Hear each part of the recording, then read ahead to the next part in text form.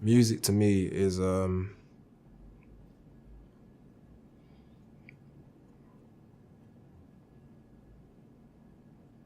It's, yeah, I wish I could,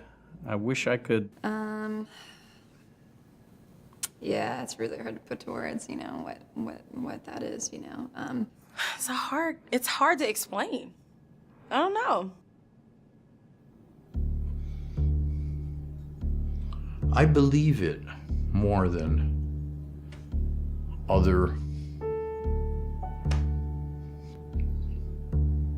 stuff. Maybe it's in a, I'm just guessing, maybe it's in a certain demand zone that's a little less demanding than a piece of dense literature, and a little more demanding than a TV show or a great film that still just lets you sit back and take it all in. It's somewhere in the middle. It's engaging, but not so engaging that you really have to think. If you were to define music, I would say I would define it as a transaction between people that takes place in the world of sound. Of all the languages that human beings use to communicate with each other, it's the language which is the most elegant and the most universal. The poetry is great, no doubt, you know, and painting is great. I'm a musician, so what am I going to tell you? Music is one of the most powerful tools in society.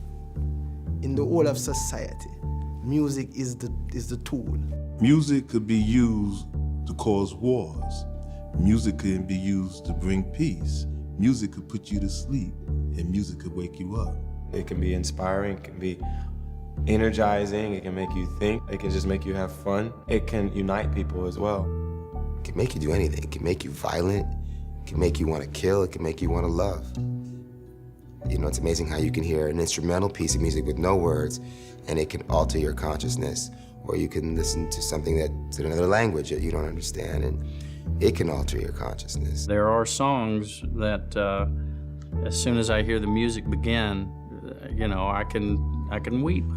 I mean, you can take a wonderful major seventh chord that's making you feel at peace, and you know, change one note in the chord, and suddenly you feel tense and uncomfortable, and it's just unexplainable.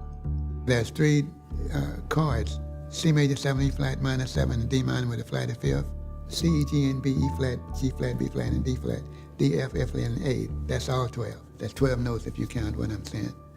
And you know what they do? They erase your own memory to an emotion. That's what they do. Your own memory into an emotion. The sound is the freedom. The chord don't mean nothing. All they can do is to do the same thing over and over. It's you that changes it. It doesn't change you, you change it. To me, that's what's so amazing about it, is that it's something that can just kind of conjure a feeling. And no matter how much you study music and no matter how much you make music, there's still those magical moments that you just can't put your finger on. It's a soundtrack of life. Sparks emotion. Makes you feel. I'm not sure exactly why, what's the, you know, human makeup or DNA or in your brain or in your soul. You know, I think it's actually called soul. It's, you know, that unexplainable thing. Every culture will understand a battle drum beat or a mother's lullaby. There's a nexus of connection that's being made by the music, and the connection is what is the profound thing. To me, music is just,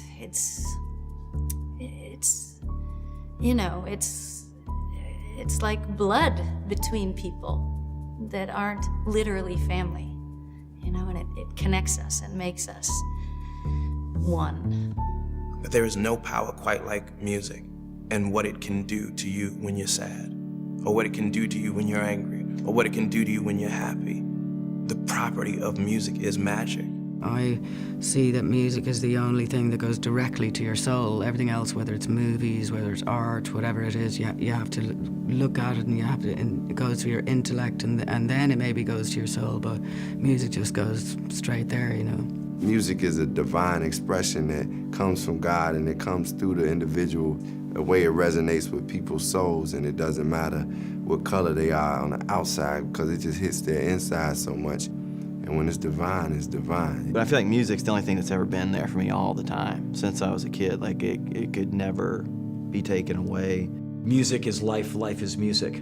Of all people, Nietzsche said, life without music is an error. Music is in everything, you know. It's in the way we talk, and it's in the way we see the world. You always, you know, always have a kind of funny sort of music going on. I understand the world through the prism of music, and I understand my own life through the prism of music. I couldn't imagine not having it.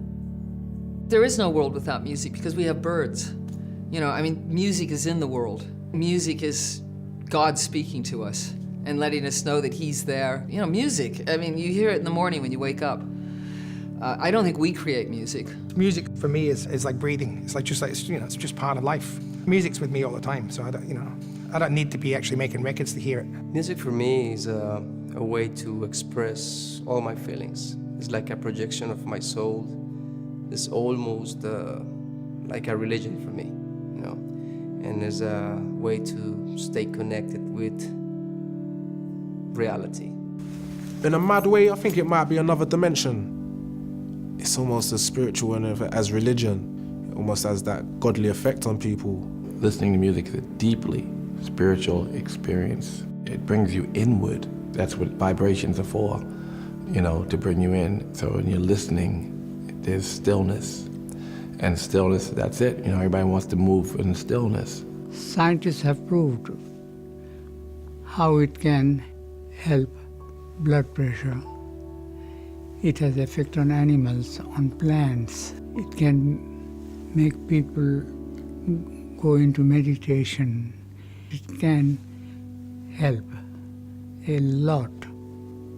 There's something deeply spiritual and important about music that despite every effort of the industry to turn it into something that's a commodity, the music always will win. It always will win. And I'm just interested in pursuing that idea, just playing music for music's sake. It's a weird thing. It's like music is just,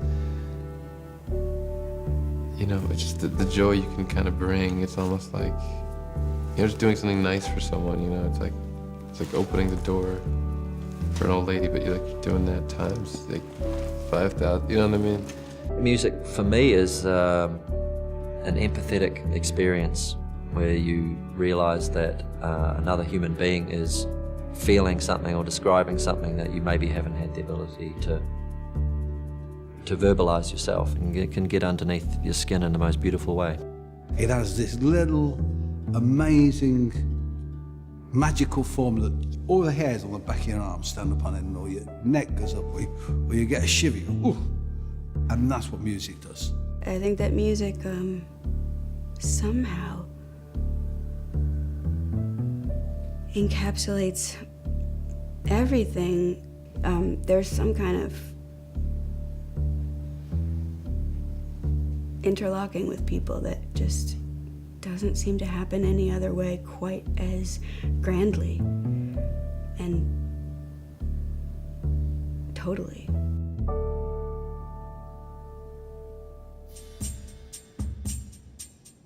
My curiosity, I think, is the thing that drives everything. That's been a basic quality that I've had ever since I can remember.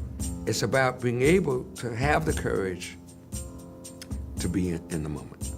Creativity is the hunger. That's where your juices fall into. And when you got that thing going for you, whoa, the energy flows, everything flows. Decisions that you make is the right ones. It's not a thinking man's game. It's not a strategic thing, really. It's kind of just what, you know, you're either good at it or you're not. That's the other thing with music, is that you just have it or you don't. It's a very intangible thing. You can either do it or you can practice for the rest of your life and never be able to do it. Any musician is a channel. There's no question in my mind about that. The musician's job is to work in a disciplined way and learn as much about music as possible so that they can get completely out of the way. If you were to read a paragraph from a book, you're not going to think about how I'm going to say the word morning, I'm going to say the word hero, I'm going to say the word exciting. I'm not going to think about that because I know how to say exciting, hero, and yeah. But am I going to say exciting, or am I going to say exciting? After a while, when you play an instrument, you should stop playing the instrument, because you know how to play the instrument. So forget about playing the instrument. Now start talking the music.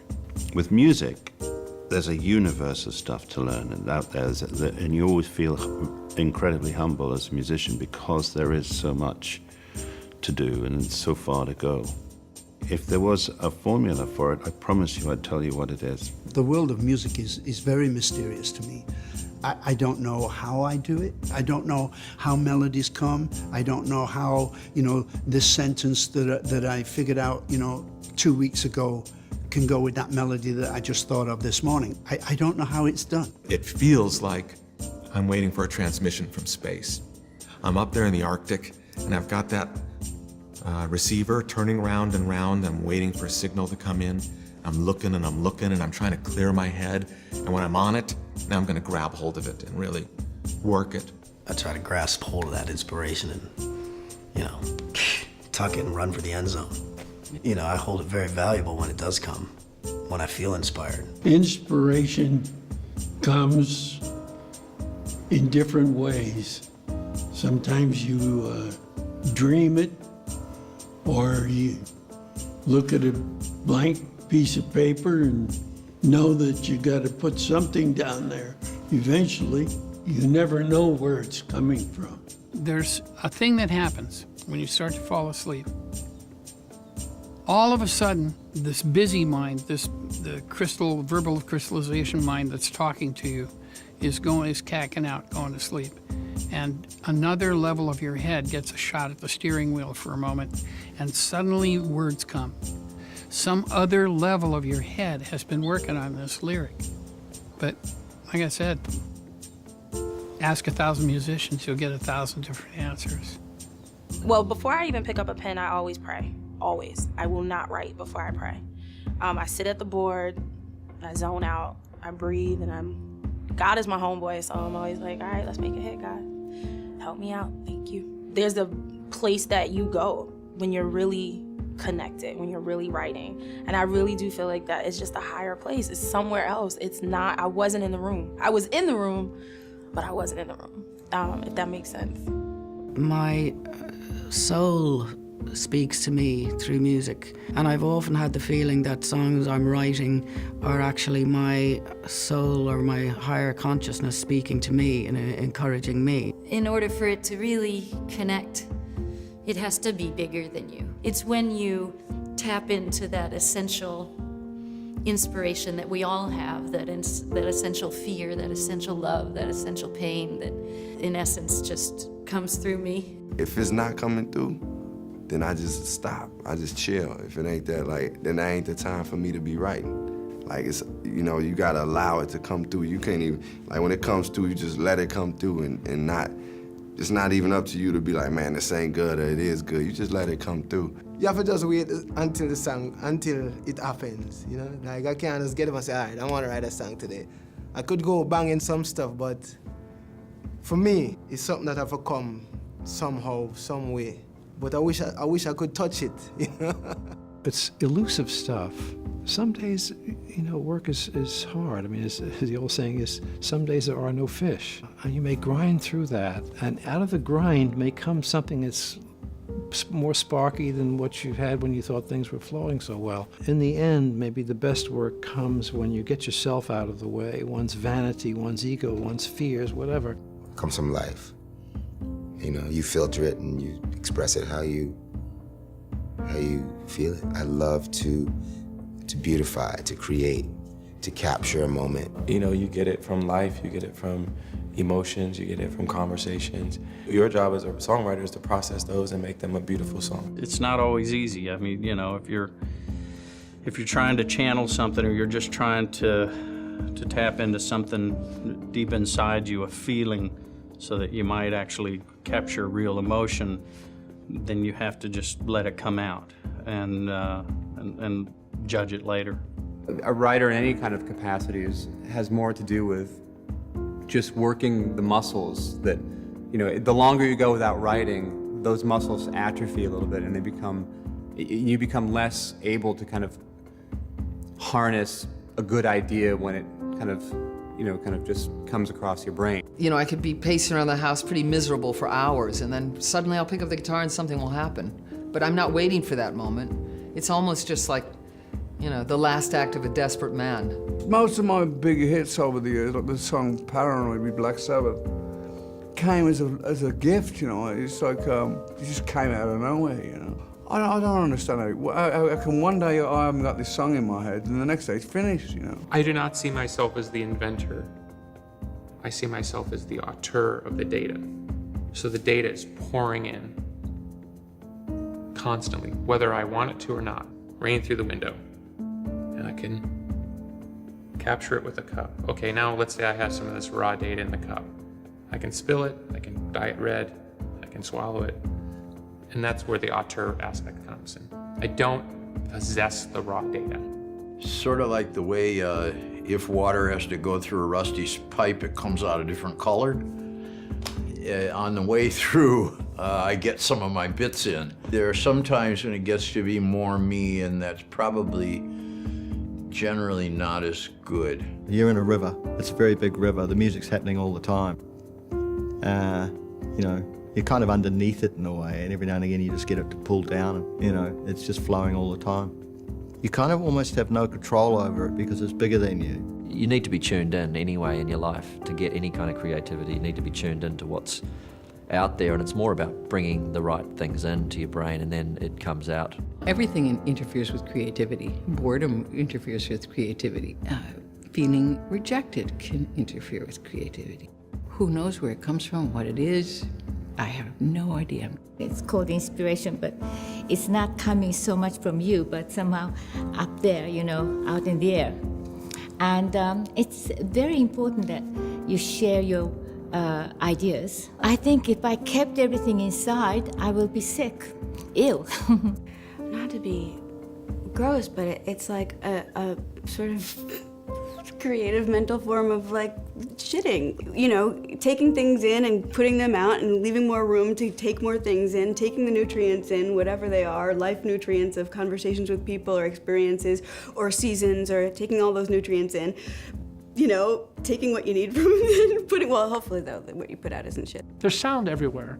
A musician hears something and is trying to translate that for people who aren't listening to it the same way. A photographer or a visual artist, it's like they see things and they're translating. Like right now, for instance, I'm sitting in front of this white screen thing that has been set up. You could have 50 people come in with cameras and take pictures of me against the screen, but they're not going to see what you see. Doesn't mean they're going to be worse photos or better. They might be better, might be worse, I don't know. But ultimately, the composition, that moment, the thing that you're looking for, which I assume for you is innate, it's the same way for music, for me. I don't know where it comes from. All I know is that when I do it, I'm like, that's it. That's what I was trying to get to.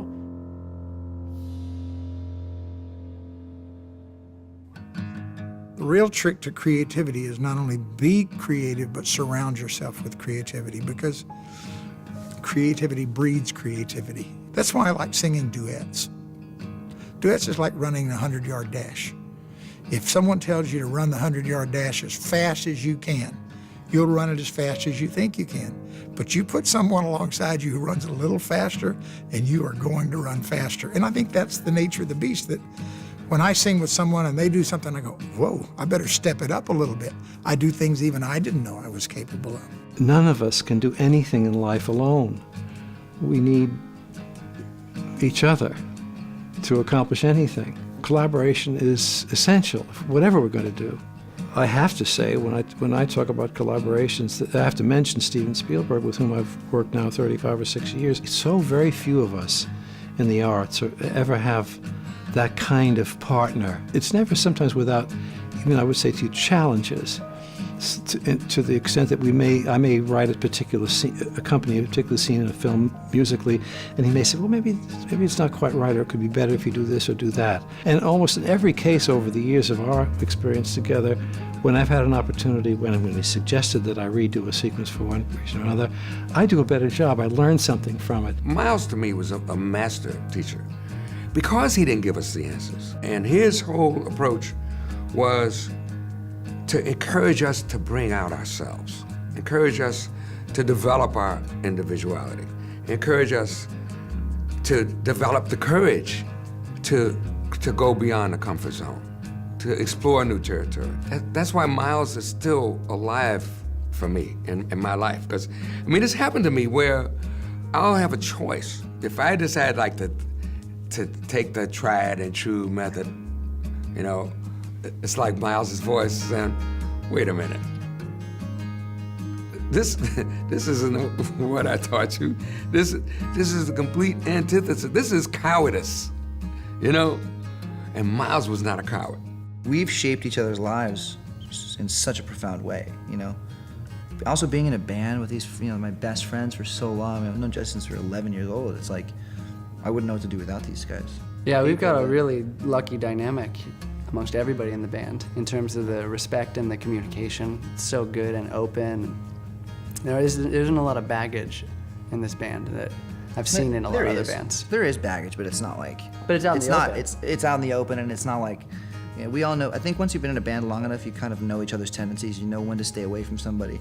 You know when to confront somebody. You give everyone their space, and then of course you get in people's space when you think it's important. We all keep each other in check constantly. We've been arguing for over 50 years. Close to 60. Close to 60, without let up.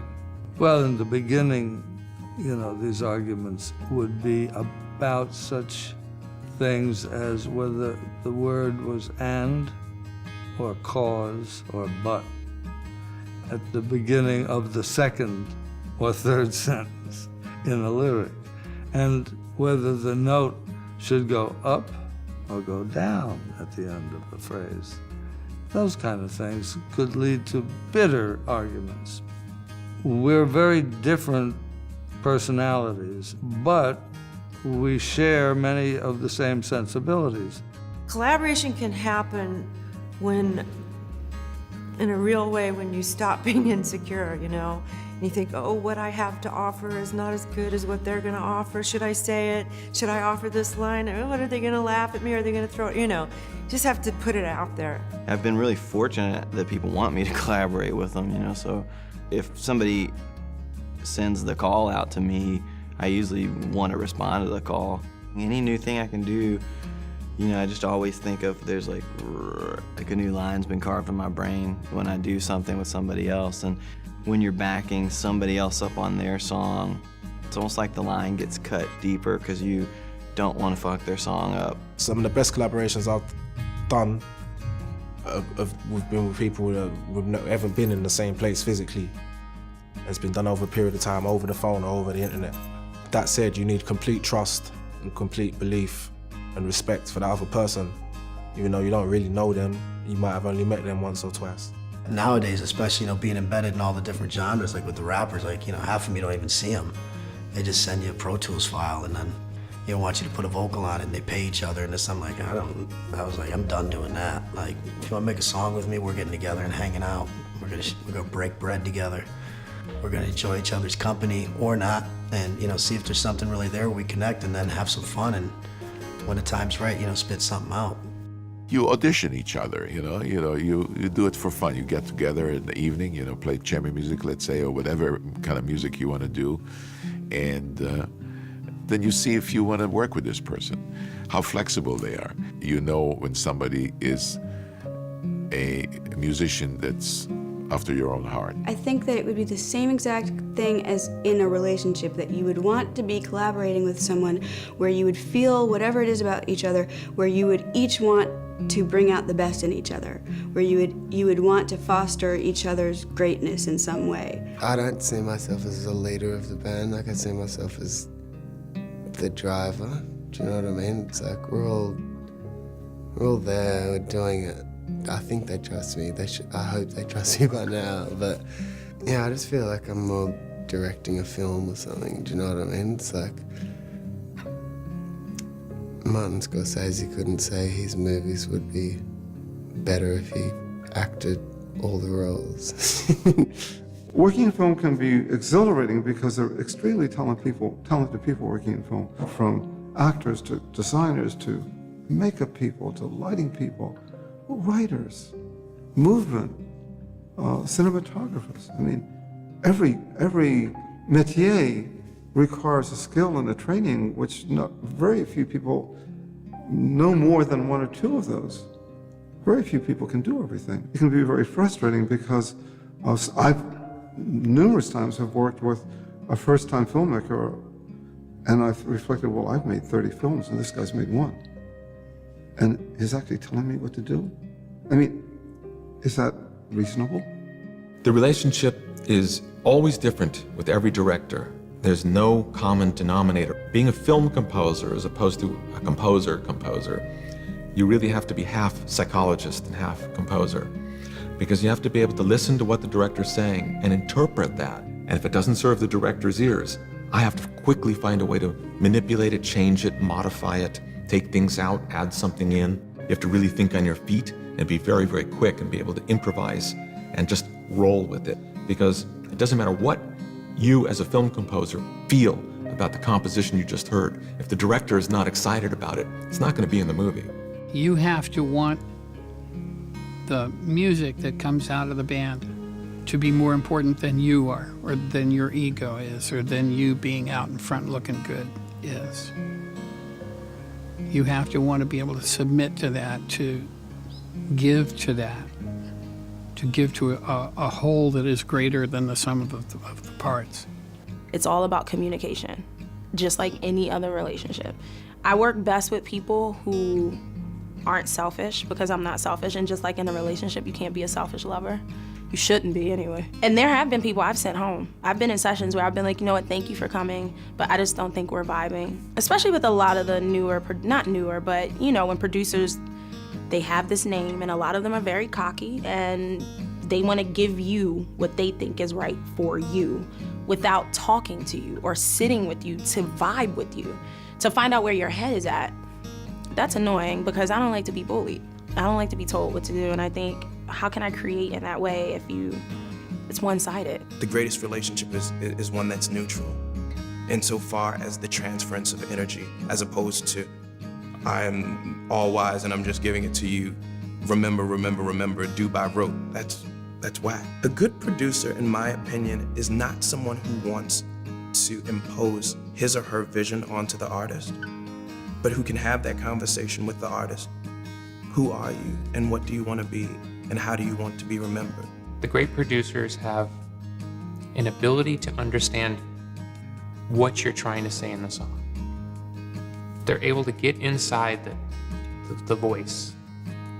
So they're not impressed by the work. They're impressed by whether or not the work is fulfilling your intention. And they can speak to you if you're not quite getting to where you want to go. A real visionary can look inside and say, I know exactly what you're trying to say, and here's how you can say it better. And so many times I've been in the studio with artists when I'm booked to do something, but they play me something else and I go, I'll tell you what we'll do. We'll just work on this one for a minute, but then we'll take a break, and then let's just listen to this idea you've got over here. Let's just put a rough thing down and let's just have a look at it. I think it's that good. Oh, I think it's better than I think it's marvellous. I think it could be, what, really? Yeah, I think it's marvellous. I think it's the best thing you've ever done. Really? Well, do you think we should concentrate on it? Yeah. Oh, well, let's do it now then. What you have to do is you've got to be the absolute best politician. You've got to convince that artist that he's convinced you that you're going to do it. What your job is to convince him you can do it better, you can do it slightly different, and make him expand his ideas. I never knew an artist that really wanted that. You've got to drag that out of them. You're in the studio when that spark comes. And my job is to spot the spark and make sure there's a paper next to it to burst it into flame. The first performance I ever did was at the Birmingham Birmingham fire station. I believe it was around Christmas time, and there's like 2 firemen and a dead dog in the audience. And I was like drinking booze to go around stage. It was like I was 15, and I thought, oh, that'll be okay. But then the booze became more important than the gig, you know. But believe me or not, I've always had terrible, terrible stage fright. I always have. I don't know why. You think people would think, after all this time, you still got stage fright. But the only thing I liken that to, if you don't care, then you ain't gonna last. They'll never be able to create an alcohol, a drug, whatever. There's nothing that will ever mimic what you feel. There are times I've cried coming off stage. There are times I can't calm down. It takes me a good minute. There are times I can't talk to people. After I get off stage, I need to be alone. A lot of musicians I know do try to connect with an audience. I'm not really like that, you know, like I guess some people are more extroverted and some people are more interior, and for me, ironically, you get a lot of solitude being on a stage. I feel best on stage when people are going nuts to my music. I've done Glastonbury a couple, like last year or something, that was like 80,000 plus. Just laid out in front of you, sea of people in front of you. It's unreal, man. There's nothing like it. The only other thing like it is probably busting a nut, coming or something, where it's that feeling of, the feeling's not nothing else. It's somewhere in between conversation and sex. Like, there's a certain, you're definitely doing more physically with each other than it looks like. There is some kind of knowing of each other, some intimacy, some involvement, some braiding together of people. The juice that you get off of an audience, and I don't mean just the audible stuff, or the visual of seeing them being excited. There's waves, palpable waves of energy coming off of them that impact you and lift you up in an amazing way. As soon as the lights hit, as soon as the juice comes from the audience, I'm a happy guy. I could have a broken leg, I wouldn't even know it. If it wasn't for that feeling, then I wouldn't do it. When you give and they give back, and you give more and then they give more, and it keeps going until you kind of build this whirlwind, you know. It's really about the audience, you know. You're just reflecting their energy back on it. If an audience is great, you know, they can make me do things that I could never do by myself. I see my job as to go out every night and make people think it's Saturday night. Performance is about making the audience share in my feeling about the music. I feel about this phrase that way. Listen to the way I feel about this phrase. And that's it, you know. I'm a firm believer in an audience, so that if you play something that you don't care about, or that you sound as though you don't care about, they'll know. They'll know. My obligation to the audience is to do the best that I possibly can. But I don't think I have an obligation to give the audience what they want, so to speak. I mean, do they really know what they want? And is it really something that's going to bring out the best in me? It's not a question of I make music and I don't give a damn whether anyone hears it. Of course I want people to hear it, and of course I want them to like it. And we're all, as performers, we're all whores for applause. You know, we love applause, we want to be loved. But I think it's like in anything in life. Do you want to try to pretend to be someone you're not in order to be loved? That doesn't really work. I think all of the greatest artists have wanted to connect with an audience, but on their own terms. If I go see a performer, I need to laugh.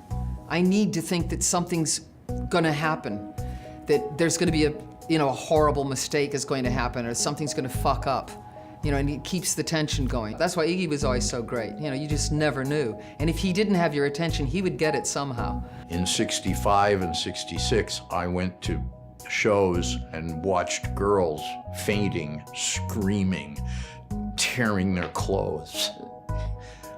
That's a reaction, you know? So a lot of what I did was, if you're not gonna do it, I'll do it for you. I kind of felt like a lot of why we started, when we started was just to try and shake things up. I think at the time in New York, everyone was kind of having their arms crossed and too cool for school, and we're like, fuck that, we're gonna get people to go fucking nuts, I'm gonna tear down the house, and we're gonna be the biggest band, on the face of the planet. I think the intention was just to to get people to feel something, you know, just because it's more fun to feel something, you know, than just to kind of stand around, you know, self-conscious, you know. So, you know, I wanted just to make, you know, just to make a fool of myself, make a big fool of myself, you know, which wasn't too hard to do, but, you know, just show everybody that it's, you know, it's what a dork I was, you know, and how cool it was to be, how hip it was to be, you know, square and a dork.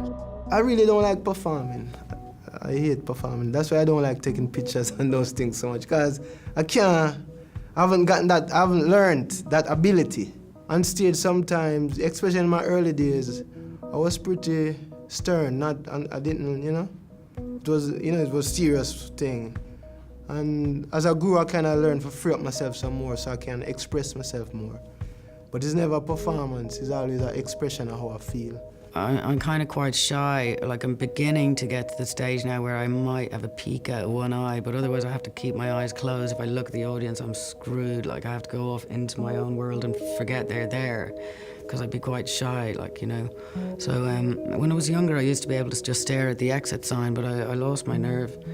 So lately, beginning to squeeze out one eye, like, and have a little look, you know what I mean? There's so many things distracting you. Sometimes they put a spotlight on you that's like a train. Well, I close my eyes at that point. What you hope to be in is complete, total concentration. And you go into new territory, usually, where you've never been before, if you're in what we call the zone. I was thinking of myself as like an artist. I don't write music because I can't wait to get on stage and play it. I write music because I can't wait to finish it and get it all right in my head and make art. If I ever get to the stage where I view myself as a performer, I'm out. It's my theory that as performers, and actually as human beings, we're all three people. We're who we think we are, we're who the audience thinks we are, and we're who we really are. And as long as those three people are close together, I think you can last a long time. People don't like to be fooled. They don't like to think you're one thing and find out you're something else. It takes a certain kind of person to be willing to say, this is really who I am. And if you don't like it, then there's not much I can do about it. I don't think you'll stay around long enough and be happy enough in the business unless you are that way. I never dreamed that my life could be like this. I mean, my goals as a musician when we first started the band were so much more modest because I never saw it as a realistic thing to like think about or dream about or to have as a goal. You know, I remember what it was like, you know, loading our gear into a club to play to 5 people in Columbia, South Carolina, you know. I feel it's been very important for all of us to kind of remember, you know, where we came from and why we wanted to do this in the first place. I got kicked down so many times and dropped from this label and had to start over. And I learned so much along the way that when I finally did have success, I think that helped me tremendously. I'll be the first one to say that some of my early stuff was not the best material. But when I performed them on stage, you thought it was a stadium anthem, and I could have been at a bingo hall, somewhere with a Home Depot light show. But in my eyes, I was on a stadium selling the song. It's been a long time coming for me. I made so many records just completely on my own. And it's awesome for the learning factor, you know. I learned through my own mistakes for many, many records. Unfortunately, they're all audible there for eternity, all those mistakes. But I guess there's a part of me that wouldn't trade them, you know, because whatever. Fuck the albums, it's about the journey. I've made whole records that no one heard. Oh, they came out. No one bought them. We used to do whole secret tours. Like, we used to stand outside, we're playing tonight! And like, only the bouncers and the bartender would see you. I'm used to it. I'm that tree that falls in the forest, unwitnessed and unheard.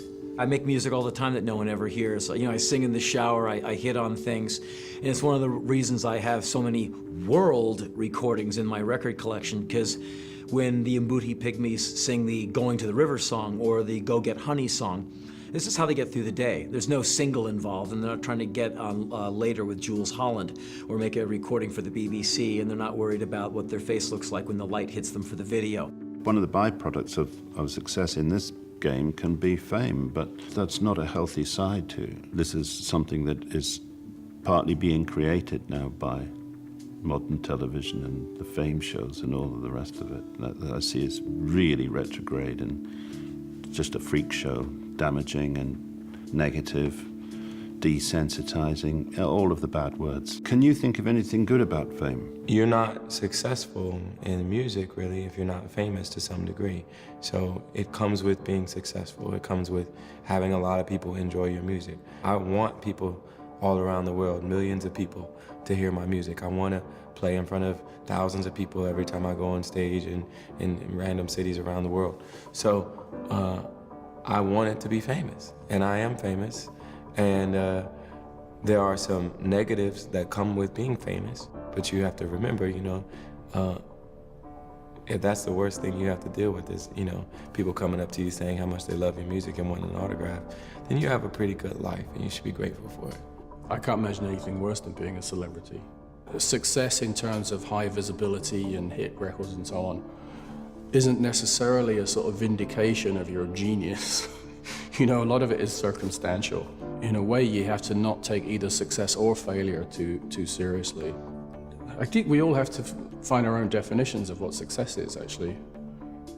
For me, it has more to do with being able to keep doing what you're doing and have enough of a following to support that and be true to yourself.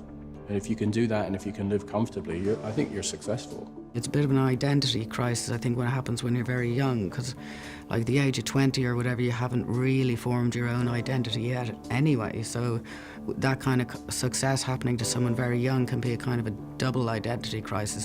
You end up on this kind of conveyor belt, which suddenly becomes not about music, but about, you know, publicity and fame, and your record company wants you to be, they don't ask you what would you like to be, like a producer does, but they decide what they want you to be, big famous star, and they want you to kiss this butt and that butt. It's not in my nature to kind of be a butt-kissing person who wants to be famous and sell zillions of records at the cost of my soul or my beliefs or things I stand for, you know. My original reaction to fame was it made me mad. And the reason it made me mad was because I was like, where the fuck have you been for the first 25 years of my life? Fuck you. And then when it went away, I was like, oh, so it wasn't even real. Fuck you again. For whatever reason, I became some sort of mirror for a larger group of people than I am now. Now I'm a littler mirror. There's a cyclical nature to the way the energy comes. There's a discovery, then all this energy comes at the artist. Here it comes, it's expansive, expansive. The great artists are able to kind of dance with it, and at some point, it just burns everybody out. The audience starts to get bored, the band starts to get sort of overwhelmed, there's just too much in and out, da-da-da, and then it starts to go this way. The problem with ego is that when you make yourself that important, when it's gone, it's twice as hard. And you look at some of the young acts that are out there now, and you just know they're not gonna be there 5 years from now. And they're so high. And that slam down when people quit taking your picture, quit asking you for this, that, and the other, that's a hard pill to swallow.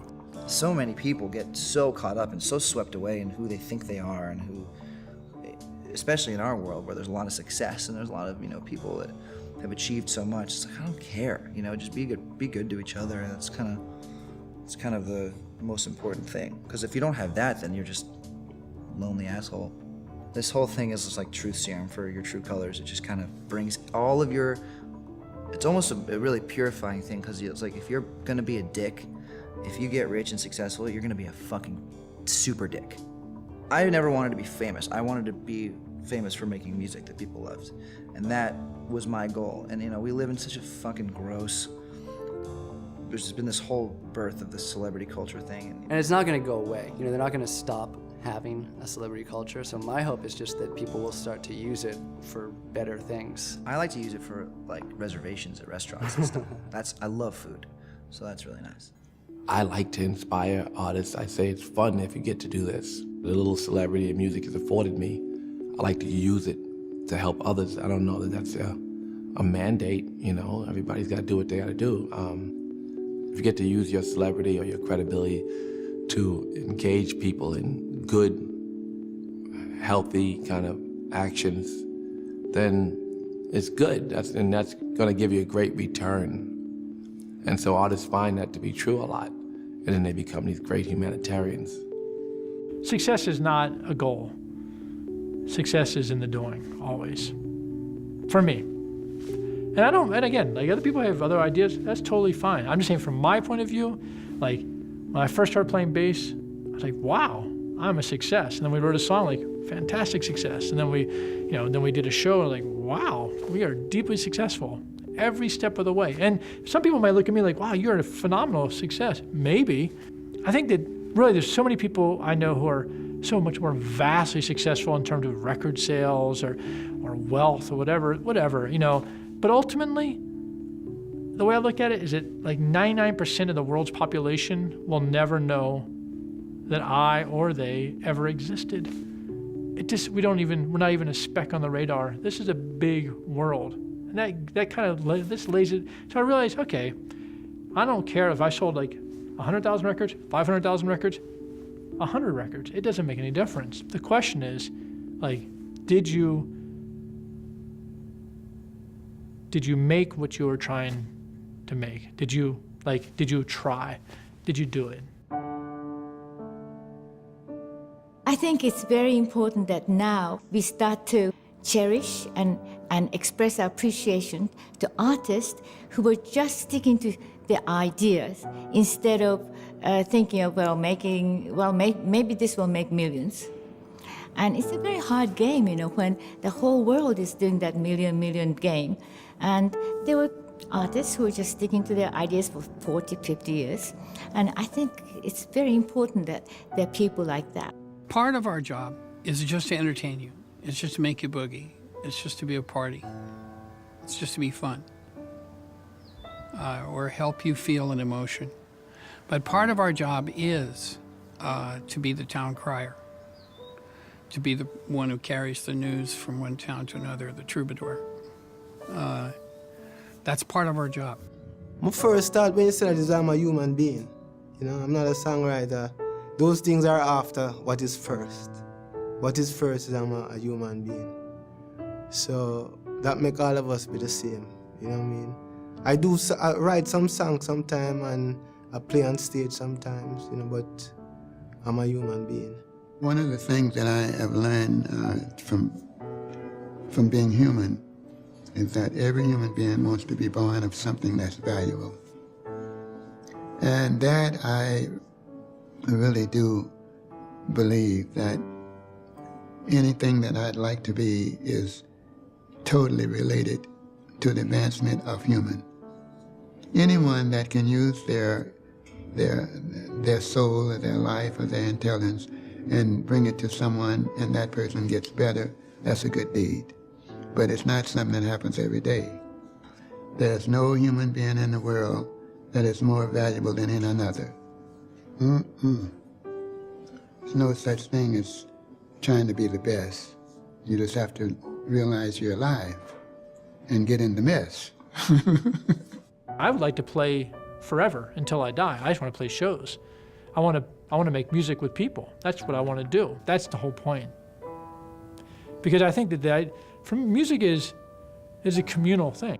I think it's always important that once you achieve something in life, that you really can take that achievement and go back and give to others who don't have the opportunities that you may have had.